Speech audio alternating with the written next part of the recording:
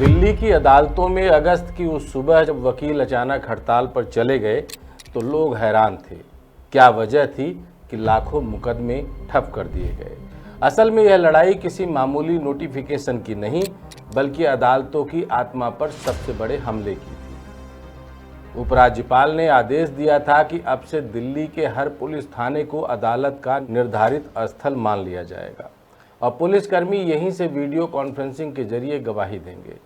सुनने में यह तकनीक और सुविधा की कहानी लगती थी, लेकिन असलियत कहीं गहरी थी। अदालत का मूल तत्व है गवाह की भौतिक उपस्थिति। जज और वकील उसकी देह भाषा, झिझक और आत्मविश्वास से सच और झूठ परखते हैं।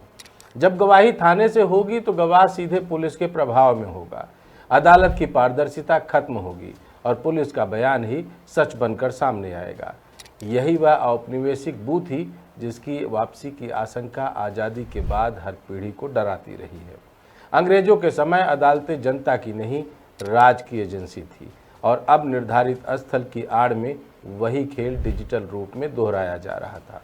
यह प्रयोग दरअसल उस बड़े संवैधानिक खेल का पहला कदम था जिसमें गृह मंत्री अमित शाह का 130वां संशोधन विधेयक भी शामिल है। यह प्रावधान कि यदि कोई प्रधानमंत्री या मुख्यमंत्री 30 दिन जेल में रहे और जमानत न मिले तो उसकी कुर्सी छिन जाएगी। यानी यह आदेश केवल वकीलों की परीक्षा नहीं था बल्कि नेताओं की गद्दी तक हिलाने वाले भविष्य के प्रयोग की पृष्ठभूमि था। मगर वकीलों ने इसे पहचान लिया और अदालतों की आज़ादी की जंग छेड़ दी। नमस्कार, मैं डॉक्टर विजय शुक्ल। भारत की न्यायपालिका को लेकर आज जो टकराव सामने आया है उसकी जड़ें बहुत गहरी हैं। इसकी शुरुआत औपनिवेशिक दौर से होती है, यानी अंग्रेजों के काल से। अंग्रेजों ने भारत में अदालतों की स्थापना न्याय के लिए नहीं बल्कि अपने राज को वैध ठहराने के लिए की थी। कलेक्टर ही जज भी था, वही पुलिस प्रमुख भी था और वही कर वसूलने वाला अधिकारी भी। अदालत जनता की आवाज़ सुनने का स्थान नहीं बल्कि साम्राज्य की सुविधा का औजार थी। 1857 के विद्रोह के बाद अंग्रेजों ने अदालतों को और मजबूत किया, लेकिन उनका काम वही रहा, राज को सुरक्षित करना और जनता को दबाना। इस औपनिवेशिक सोच की बू आज भी महसूस की जा रही है। आज़ादी के बाद संविधान सभा ने इस गलती को सुधारने की कोशिश की। न्यायपालिका को स्वतंत्र घोषित किया गया। कहा गया कि यह कार्यपालिका और विधायिका से अलग होगी और जनता के मौलिक अधिकारों की रक्षा करेगी। लेकिन स्वतंत्र भारत का इतिहास भी बता रहा है कि अदालतों पर नियंत्रण की कोशिशें कभी खत्म नहीं हुई। 1975 का आपातकाल इसका सबसे बड़ा प्रमाण है। इंदिरा गांधी ने जब देश में आपातकाल लगाया तो अदालतों की स्वतंत्रता लगभग समाप्त हो गई। सुप्रीम कोर्ट ने एडीएम जबलपुर केस में यह तक कह दिया कि आपातकाल में नागरिकों को अपने मौलिक अधिकारों का दावा करने का हक नहीं। अदालत जनता की ढाल बनने के बजाय सत्ता के साथ खड़ी दिखी। लेकिन यह भी सच है कि आपातकाल के खिलाफ वकीलों और जनता ने संघर्ष किया और अंततः अदालतों को अपनी खोई हुई गरिमा वापस लानी पड़ी। यह इतिहास दिखाता है कि अदालतें जब सत्ता के साथ खड़ी होती हैं तो जनता उन्हें माफ़ नहीं करती।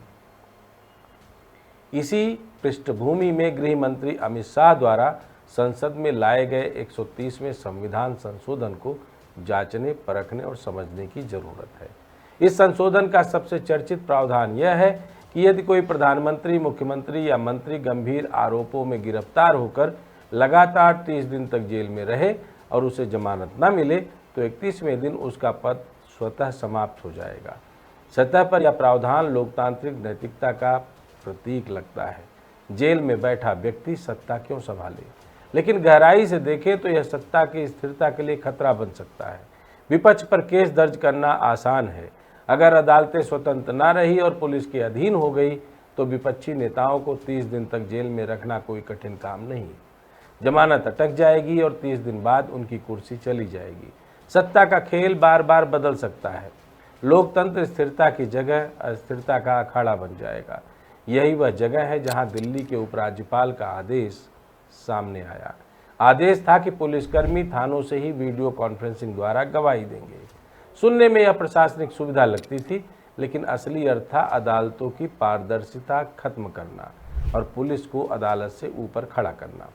गवाह की भौतिक उपस्थिति, उसके हाव भाव, उसकी घबराहट या आत्मविश्वास, ये सब अदालत की सच्चाई परखने की कसौटी होते हैं। जब गवाही वीडियो स्क्रीन पर हो और सब कुछ पुलिस के नियंत्रण में हो तो अदालत केवल कागज और स्क्रीन देखने वाली संस्था बन जाएगी। यही औपनिवेशिक ढांचे की वापसी थी। यह आदेश दरअसल उसी 130वें संशोधन का पहला परीक्षण था। सरकार देखना चाहती थी कि वकील और अदालतें इस पुलिस प्रधान डिजिटल व्यवस्था को कितनी आसानी से स्वीकार करती हैं। अगर यह प्रयोग सफल हो जाता तो अदालतों का स्वरूप धीरे धीरे बदल दिया जाता और 30 दिन वाला प्रावधान विपक्षी नेताओं पर लागू करना बेहद आसान हो जाता।